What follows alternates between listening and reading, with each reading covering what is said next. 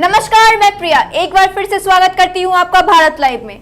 बिहार में विधानसभा चुनाव होने हैं, ऐसे में बहुत सारी बातें सामने आ रही हैं। बहुत सारे पक्ष विपक्ष लगातार कुछ ना कुछ कह रहे हैं। ऐसे में जो आज हम बात कहने वाले हैं वो उतना ही सच है जितना कि सूरज जब पूरब से निकलता है और पश्चिम में डूबता है। ये बात आपको पता ही होगी। आज जो हम बात कहने वाले हैं उतना ही सच है, उतना ही वो मायने भी रखता है चीज़ों के लिए। जो बातें चल रही हैं कि नीतीश कुमार इस बार 2020 का जो रेस होने वाला है, जो बिहार चुनाव को लेकर, बिहार विधानसभा चुनाव को लेकर, उससे आउट होने वाले हैं। ये हम नहीं कह रहे हैं, ये उनके प्रबल ऑपोजिशन पार्टी के जो नेता हैं तेजस्वी यादव ये कह रहे हैं। उनके साथ और भी बहुत सारे लोग हैं जो उन्होंने कहा है। इस पूरे माजरे पे हम आपको एक गहरी विश्लेषण करेंगे, इस बारे में जानेंगे बाबा से। बाबा बताइए कि क्या कुछ है, क्या कह रहे हैं आज तेजस्वी यादव?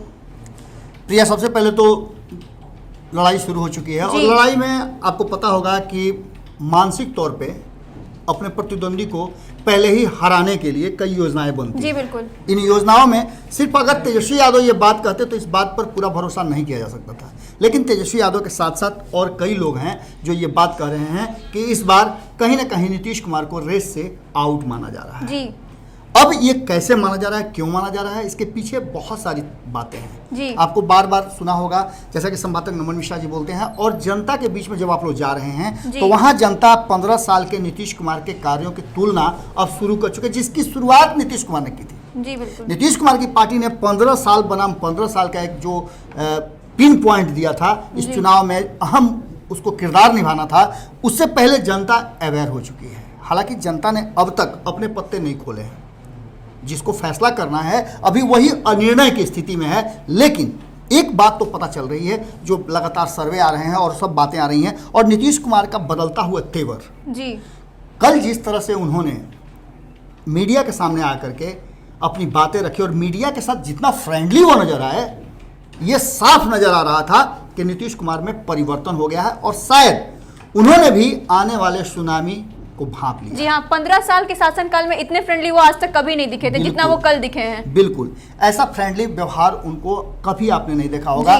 मंच की बात हो या फिर प्रेस वार्ता की बात हो, वो इतना ज़्यादा एग्रेसिव रहते थे, अपनी बातों को बहुत सीमित और संतुलित शब्दों में कहते थे, और उनके अगल बगल में दो लोगों का होना, जी बिल्कुल, ये बात दिखा रहा था कि नीतीश कुमार एकजुटता की बात जरूर कर रहे हैं, पर कहीं ना कहीं अपने ही खेमे से वो संतुष्ट नहीं है। जी। और इस संतुष्टि की बात अगर करें तो उनके सबसे प्रबल प्रतिद्वंदी अगर किसी को आप मानते हैं तो वो है तेजस्वी यादव। जी।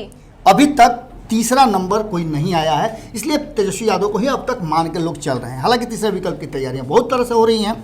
अब आपको बताएं, तेजस्वी यादव ने साफ तौर पर कह दिया है, नीतीश को ही आउट कर दिया है। हम बार बार ये बता रहे थे कि ये लड़ाई तेजस्वी बनाम नीतीश करने का दोनों ही खेमा प्रयास कर रहे हैं, लेकिन इसका एंगल जो है, कोण जो है, उस बार बार चेंज होता जा रहा है। जी। ये कोण चेंज होकर के कहीं ना कहीं शिफ्ट होकर चला गया है तीसरे एंगल की तरफ। अब ये बात अंतिम समय में हो सकता है कि तेजस्वी यादव समझ रहे हों। तेजस्वी यादव जितना ज़्यादा डिटरमाइंड लग रहे हैं, फोकस लग रहे हैं 2020 के चुनाव को लेकर के, और जो फैसले कर रहे हैं वो चौंकाने वाले भी हैं। लगातार वो जो दांव पेच कर रहे हैं, इस बार का जो दांव पेच है, वो कहते हैं ना कि पहलवानी, जब पहलवान अखाड़े में उतरते हैं उससे पहले वो अपने अपोजिशन को जो रहते हैं उनको बाहर ही डराने धमकाने का कोशिश करते हैं। बिल्कुल बिल्कुल, वो इसी को कहते हैं कि गेम से पहले का गेम चेंजर। जी।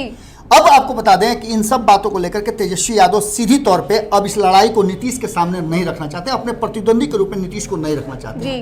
वो इस लड़ाई में लोग अलग करें, उससे पहले वो ही चाह रहे हैं कि हम नीतीश कुमार को आउट करके, और साफ तौर पे उन्होंने कह दिया है कि उनकी लड़ाई नीतीश से तो है ही नहीं, क्योंकि नीतीश रेस में है नहीं। जी। 15 साल में जो कुछ भी बिहार के साथ उन्होंने किया, और खास करके 2015 के चुनाव में जनादेश का जिस तरह से उन्होंने लूट किया, जी, उसको लेकर के बिहार की जनता उनसे काफी नाराज है, और ऐसी स्थिति में वो हमारे प्रतिद्वंदी नहीं है। हमारी प्रतिद्वंदिता अगर है, हम लड़ाई लड़ने जा रहे हैं तो भारतीय जनता पार्टी से लड़ने जा रहे हैं। इसके लिए उन्होंने कई पॉइंट्स दिए हैं। कहा है कि वो जो 40 से 50 लाख लोग वापस आए हैं कोरोना काल में, उन्हें नीतीश कुमार ने चोर और दंगा फैलाने वाला कहा था। जी। उनके चलते बिहार का लॉ एंड ऑर्डर बिगड़ जाएगा, ये बात कहा था, जबकि लॉ एंड ऑर्डर तो उससे पहले बिगड़ी हुई है। जी बिल्कुल। तेजस्वी यादव ने साफ कहा है कि जिस तरह से नीतीश कुमार जंगल राज कहते हैं, ये तो राक्षस राज है। कई बार उन्होंने खुले मन से कहा है।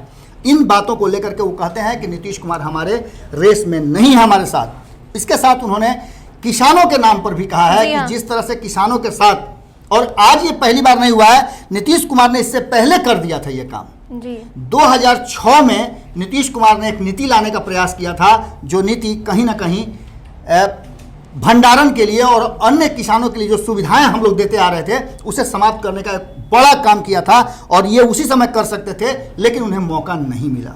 जैसे ही मौका मिला उन्होंने समर्थन करके और किसानों के विरुद्ध बिल ला दिया। इसकी एक जो उनके प्रति लोगों का सोच है वो तो निश्चित रूप से उन्हें रेस से बाहर करता है। तीसरा, चिराग पासवान का उनके विरुद्ध खड़ा हो जाना उन्हें रेस से बाहर करता है।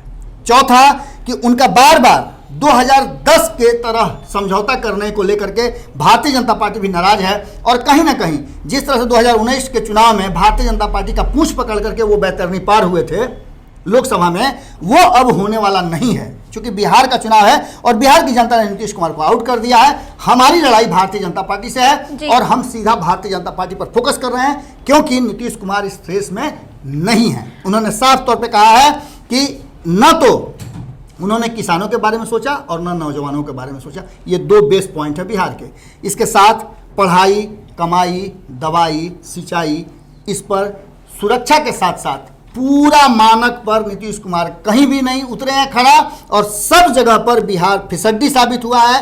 ऐसे व्यक्ति को रेस में कौन रखना चाहेगा, इसलिए वो रेस में नहीं है। लड़ाई भाजपा वर्सेस तेजस्वी होने जा रही है। भले ही भारतीय जनता पार्टी ने अपना मुखिया नहीं चुना हो किसी को, लेकिन ये तय मान रहे हैं तेजस्वी यादव, साफ तौर पर उन्होंने कहा है कि नीतीश कुमार कप्तान भले हैं पर शील्ड उनके हाथ में नहीं मिलने वाला है। चुनाव के बाद भारतीय जनता पार्टी नीतीश कुमार को बेदखल करेगी। उनके पास इतना भी सीट नहीं आएगा कि वो समझौता या फिर पीछे पीछे चलने की भी स्थिति में रहेंगे। उन्होंने रालोसपा पे भी बहुत सारी बातें की। उन्होंने कहा, रालोसपा के जो मुखिया हैं उपेंद्र कुशवाहा, उन्हें मेंटर कहा है एक तरह से। इस बारे में आपको क्या कहना है? वह देखिए, रालोसपा की बात करना जी और नीतीश कुमार के साथ तुलना करना ये कहीं से उचित नहीं है, क्योंकि लड़ाई हम रेस जो बता रहे हैं वो दो लोगों के बीच में बता रहे हैं, और अभी तक उपेंद्र कुशवाहा उस रेस में नहीं है, इसलिए उनकी चर्चा यहाँ है ही नहीं। गठबंधन के हिस्सा वो रहेंगे कि नहीं रहेंगे वो आज कल में पता चल जाएगा। ये पता चल रहा है कि कहीं ना कहीं वो रेस से आउट है। जी हाँ, तो तेजस्वी यादव ने क्लियर कह दिया है कि नीतीश कुमार से उनकी लड़ाई है ही नहीं। इस बार जो 2020 की जो रेस है उसमें नीतीश कुमार आउट हो चुके हैं। इस बार तेजस्वी यादव वर्सेस बीजेपी होने वाला है, या यूँ कह लीजिए कि महागठबंधन वर्सेस बीजेपी होने वाला है, जिसमें नीतीश कुमार है ही नहीं। नीतीश कुमार को चेहरा तो बनाया गया है, लेकिन कहीं ना कहीं उनके पास जो बीजेपी है वही आला कमान है मेन। तो ऐसे ही तमाम अपडेट के लिए आप हमारे साथ जुड़े रहिए। तब तक के लिए धन्यवाद। बढ़ाएं अपना कदम सक्सेस की ओर शिखर करियर इंस्टीट्यूट के साथ। शिखर करियर इंस्टीट्यूट पूर्वी भारत में एकमात्र कोचिंग संस्थान जो एक्सक्लूसिवली है मेडिकल एंट्रेंस